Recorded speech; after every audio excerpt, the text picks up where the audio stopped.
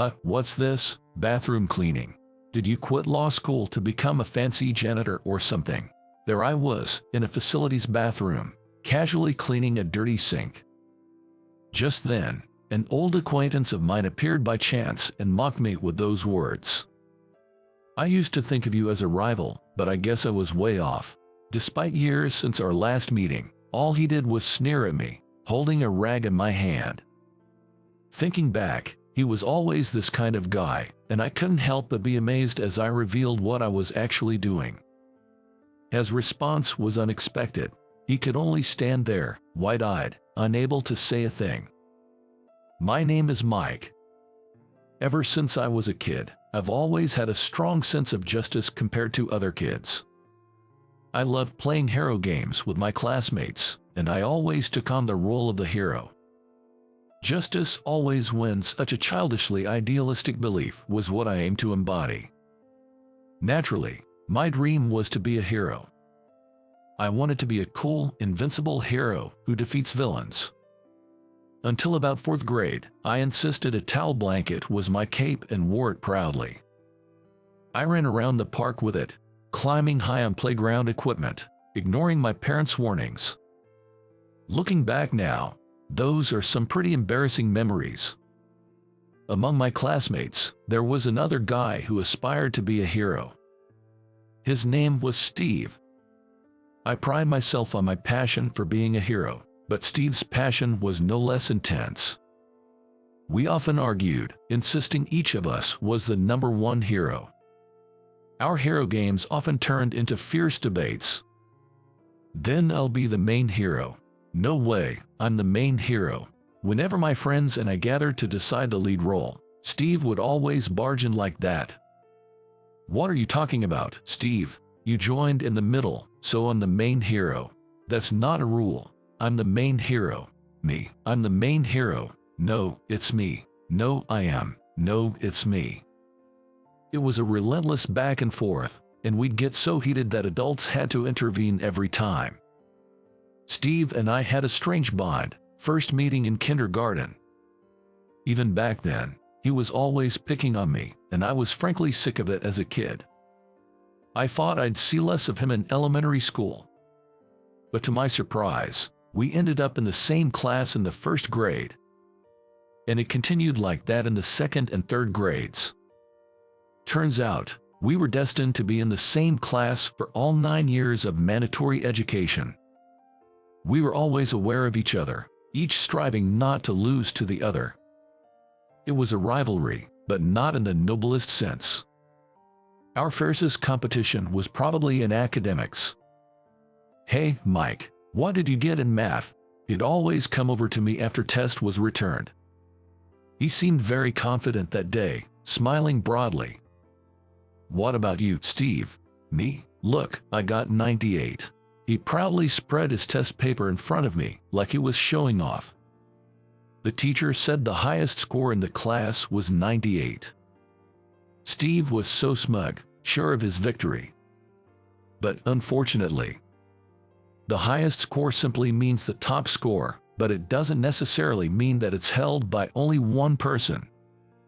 Huh, I got 98 too.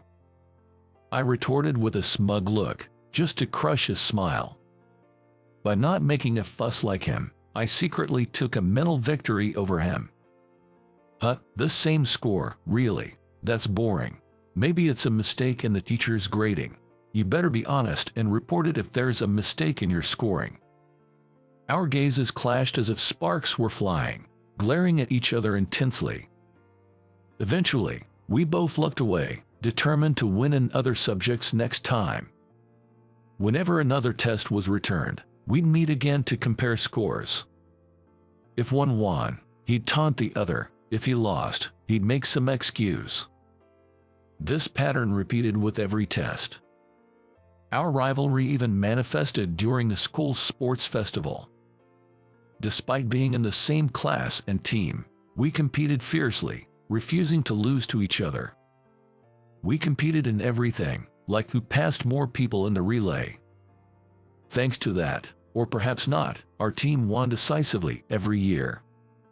Our competition wasn't limited to studies and sports. we clashed in student council activities too. In 8th grade, we both ran for student council president. However, we were both soundly beaten by an annoyingly handsome guy who only ran as a joke. That was a bitter pill to swallow for both of us. In that way, we often fought so much that those around us wondered why we couldn't get along. To the question of why, neither of us had an answer. The ritual of competing with Steve, which started from our days vying for the hero's role, had become the norm. It wasn't that we didn't get along, but that's how it must have seemed from the outside. However, deep down, we each acknowledged the other as our greatest rival. We continued our rivalry in high school, competing in everything as expected. We'd probably compete in everything anyway, whether it be studies or the sports festival. We probably would have competed over who got into a more prestigious college. But then, everything changed suddenly. In the fall of my freshman year of high school, my father passed away in a car accident. The suddenness of it plunged our family into deep grief.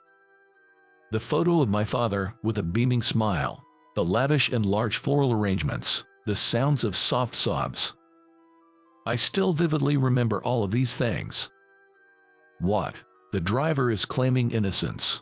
Yes, that's right. The accident was caused by the driver's reckless driving. He was smoking with one hand and using his phone and steering with the other, even having consumed alcohol. His actions were extremely irresponsible. Yet, despite this, he claimed he was not at fault. Taking advantage of the fact that the victim was no longer in this world, he kept making self-serving statements, never once apologizing to the bereaved family. We were beyond angry, just utterly shocked. But with all this evidence, we should be okay. The dash cam and nearby security camera footage clearly showed my father wasn't at fault and that the driver was to blame. Don't worry, I'll take responsibility and clear your father's name. In this nightmare-like situation, the lawyer, Bob, was incredibly supportive.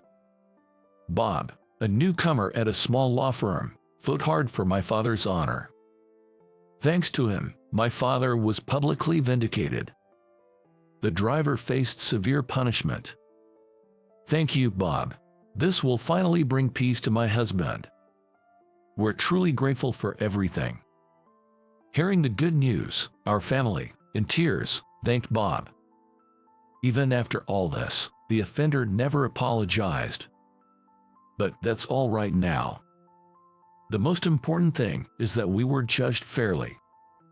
Besides, I had already managed to recover from my despair. The emotion that triggered this recovery was admiration. Bob, I want to be a legal expert like you. Like me, that's an honor. Do your best, I'll support you. He cleared my father's name and saved our family from despair. To me, Bob was a true hero. Although different in form and approach from the hero I aspired to be as a child, the principle of saving people in trouble with justice remained the same. Since then, I decided to pursue a degree in law. I aimed for a more challenging university, studying hard on my own every day. I should have been fulfilled, yet I felt a slight sense of dissatisfaction. Not understanding the reason behind this feeling, I continued to immerse myself in my studies. Then, one day, when I mentioned my aspiration to study law, Steve was surprised. Really, Mike, you're aiming for that law school too? You too, Steve? Yeah, what, you want to compete with me? It turned out his father was a lawyer. Influenced by him, Steve developed a strong sense of justice and aimed to be a defender of justice, just like me. Despite that, he had a pretty foul mouth. I thought he might be more suited to be a dark hero rather than a regular hero, but I kept that thought to myself. Setting that aside, now that Steve and I had the same goal. Fine, I'll be the top entrant, Mike, you can just wail at my feet. Sorry, but I can't let that happen. My dream is on the line. Thus it began our competition to see who could score higher on the entrance exams. Determined to score even 1 point higher than him, I studied harder than ever. Before I knew it, my sense of dissatisfaction had vanished. Perhaps, deep down, I craved this competition with him. As a result of our hard work, both of us successfully passed the entrance exams. I was overjoyed to have moved a step closer to my dream, but it stung a bit to lose to Steve by a few points. As a law student, I worked hard at my studies. The stimulation from competing with Steve led to a fulfilling college life. However, things took another turn. After my father's death, my mother, who had been working tirelessly, collapsed. It must have been the toll of years of hardship. There was a scholarship to cover tuition, and I could manage living expenses with part-time jobs. If it were just me, there would be no issue, but it wasn't that simple. There were hospital bills for my mother, and I had twin younger brothers. At the time, they were in their second year of middle school, about to face high school entrance exams. They would need money for exam fees and, if they passed, for tuition. I cut back on expenses as much as possible and increased my work hours. To save every penny, my meals became increasingly frugal. I quickly lost weight, worrying my friends. Yet, I continued to throw myself into studying and working. Sometimes, I took night shifts that paid more, even if it meant losing sleep. "Mike, you can't keep this up. Your health won't last. Maybe you should take a break once in a while," professors and friends advised me, but I didn't listen. It was all for my mother, for my brothers. Thinking so, I continued my miserable life, narrowed by my limited perspective. At that time, what I held was a sense of justice for my family. But at the same time, it was also a distorted, reckless spirit of self-sacrifice. With such a lifestyle, my body broke down in just half a year. After finishing a night shift, attending lectures at university all day, and then another night shift, I pushed myself too hard while tired and finally collapsed during work. "You're suffering from overwork. You should rest for a while. It's better to stop doing part-time work for the time being." "What? But my family needs me." "Calm down, Mike. If something happens to you, it's all for nothing, right?" The doctor told me that, and I was left speechless, unable to respond. It was because he was absolutely right. Yes, at this rate, my family and I would all collapse together. Why didn't I realize such a simple thing? I thought about it a lot while receiving eavesdrops in the hospital. The dream I pursued, inspired by my admiration for Bob, and the improvement of the reality that surrounded me now. Realizing both at the same time was impossible for me. Then, I had to prioritize one over the other, meaning I had to give up one of them. Faced with this choice, my heart decided immediately, without any hesitation. I couldn't abandon my family. I decided to drop out of university and start working. This was my decision during the last week of my college life. While I was at the university handling various procedures, I was stopped by Steve. "Mike, is it true you're dropping out?" "What, you knew?" I had told my close friends about dropping out, but I deliberately didn't tell Steve. If he also considered me a good rival, my dropout might demotivate him. That's why I kept it to myself.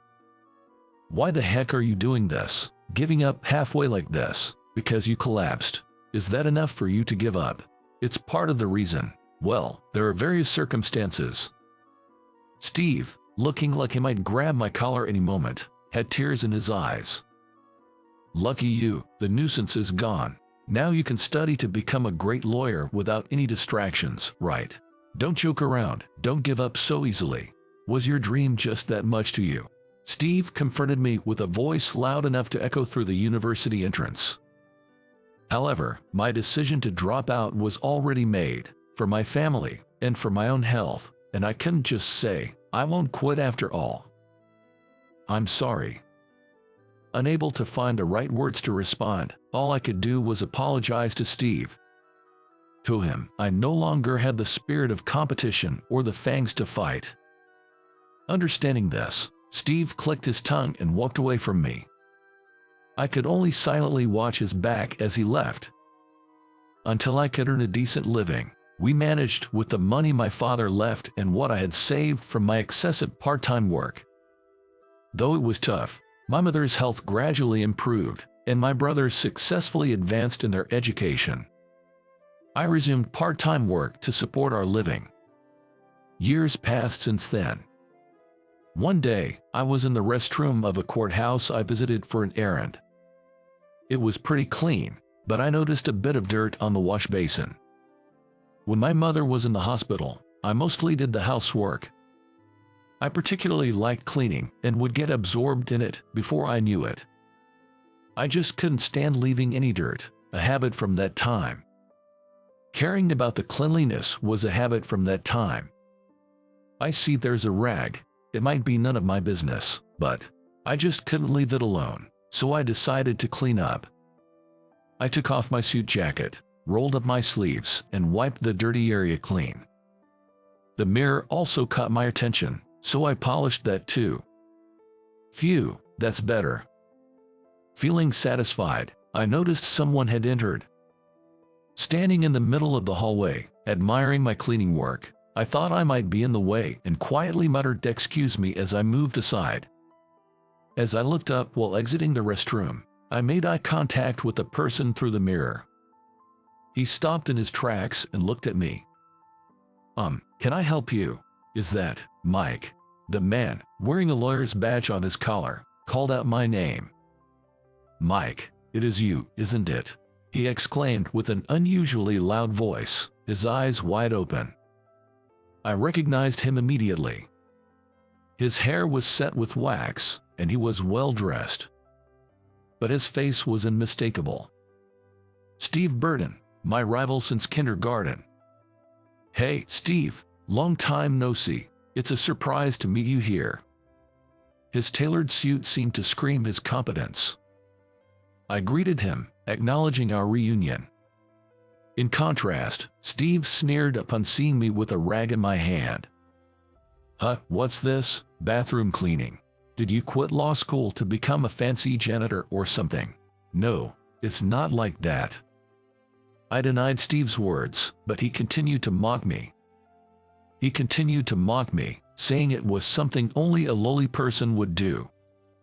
I can't believe the guy who was competing for the top spot with me ended up like this. "I thought you were my rival, but it seems I was totally mistaken." Frustrated with Steve's unwillingness to listen, I put away the rag. "You seem to be misunderstanding something." I washed my hands, dried them with a handkerchief, put on the jacket I was holding under my arm, and then looked Steve straight in the eyes. "I'm a judge, actually. Well, an associate judge for now." "What?" Steve finally quieted down, his gaze briefly flickering away. He must have noticed the badge on my jacket. "A judge, what? Why are you?" "What do you mean why? You're the one who said it. Don't give up so easily." "So, I didn't give up. That's all there is to it." With that, Steve's face froze in astonishment. Years after dropping out of college, my twin brothers were high school students, about to start thinking about their future paths. My mother's health had improved enough for her to be discharged, requiring only occasional hospital visits. Still, I continued juggling construction work and convenience store shifts to support us. One day, my mother called me to a nearby cafe. "What? Remarrying?" "Yes, that's right. The person is. Oh, here he comes now." As she said this, she waved towards the cafe entrance. Turning around, I saw a man about my mother's age approaching us. "The person is, wait, sir, Dr. Thompson, right?" My mother's new partner was Dr. John Thompson, her primary physician. "Mike, I'm looking forward to our future together." "Yes, likewise, I'm looking forward to it too." The awkwardness of knowing my mother's remarriage partner only lasted the first few weeks. John was a very kind and caring person. I felt at ease leaving my mother in his hands. My brothers quickly warmed up to John, bonding with him as if they were a real family. Moreover, both of them began expressing a desire to become doctors like John and wished to pursue medical studies. I was worried about the high tuition fees, but John generously offered to pay for everything. Even though they were his stepsons, he was genuinely happy that they wanted to follow in his footsteps. He also offered to take care of our household finances, saying the money I earned for the house should be used for myself. Suddenly freed from my responsibilities, I was unsure of what to do next, but then I came to a decision. There was still something I hadn't accomplished. The path to becoming the hero of justice I had always admired since childhood. The path of law, which I had entered inspired by Bob. I resolved to re-enter the law school and resume my studies. That's the decision I made. My brothers and I enrolled in the same university, they in the medical school and I in the law school. I studied hard again, maintaining the top position in my class. I passed the bar exam on my first try and received high praise during my legal training. This is how I became a judge. But I am still an associate judge. It takes over a decade of experience to become a full judge. I continue to strive, knowing this is not the end goal. The presence of a rival fuels my motivation. Even though I was praised as a top student in the law school, I still felt unfulfilled. The fact that I had fallen behind years ago always lingered in my mind. Someday, I will stand shoulder to shoulder with that man, my classmate and rival, and surpass him. That thought has been my driving force. After hearing my long story, Steve stood there, looking down. So, that's what happened. I wondered if this man was really Steve Williams. He had such an uncharacteristic expression on his face. I'm sorry about back then. I knew your situation, yet I only pushed my ideals on you. You must have been struggling, too. He regretted what he had said to me just before I dropped out of college. His uncharacteristic words caught me off guard, and I nearly burst into tears. Why didn't I support you more? I'm really sorry. I regret it.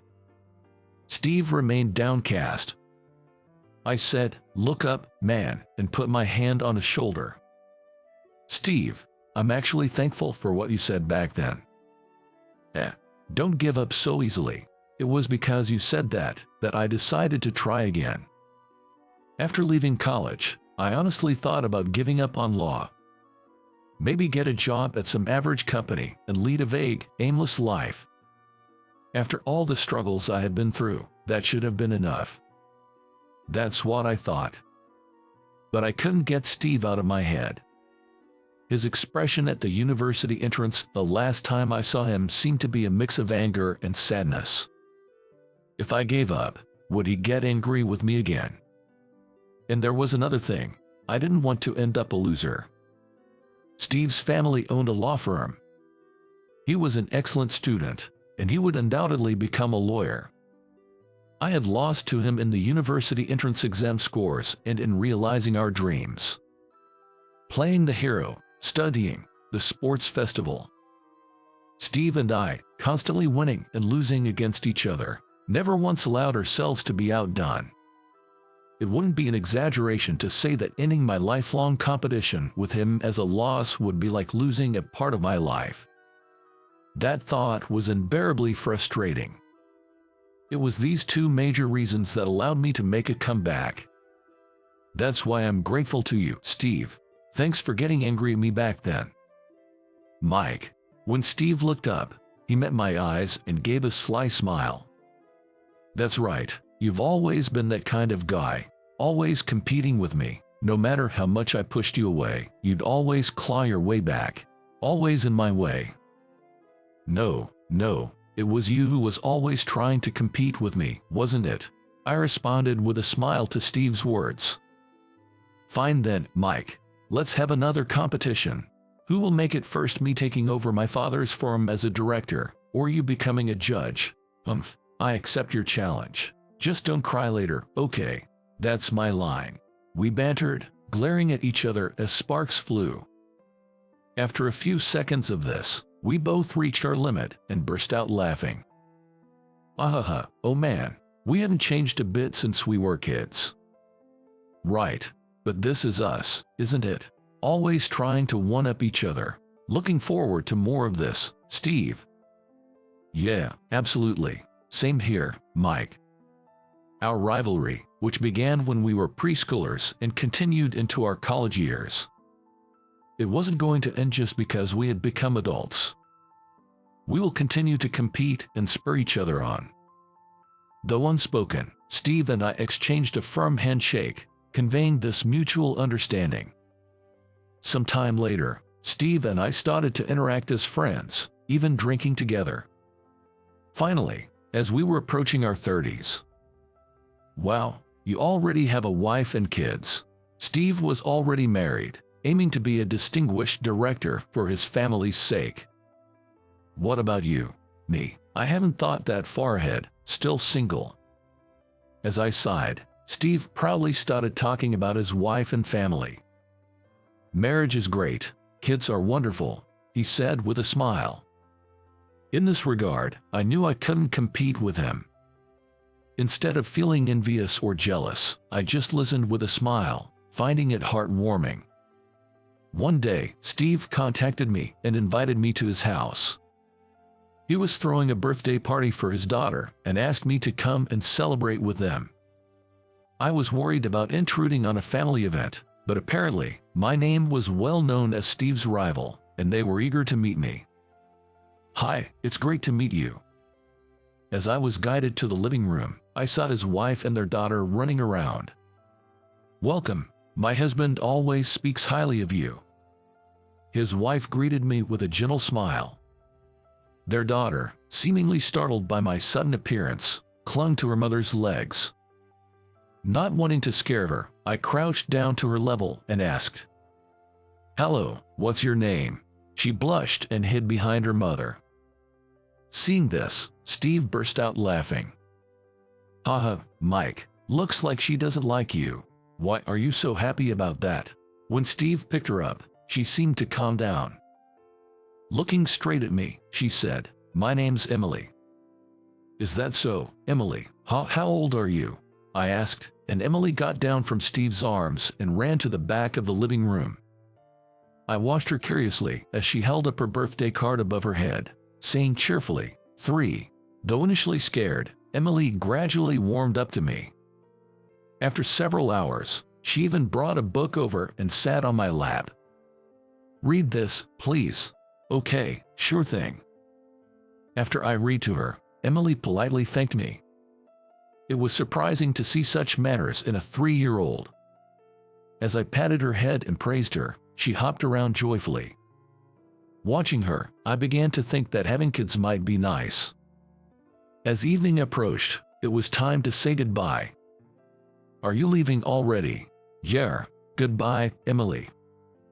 No, don't go." It seemed I had become unusually attached to her in just one day.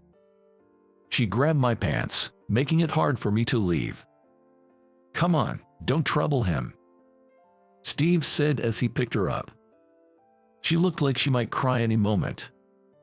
"Emily, I'll come to play again, okay, promise." I extended my pinky finger, and she did the same. As we made a pinky promise to meet again, Emily suddenly kissed me on the cheek. Surprised, I turned to see Steve getting angry.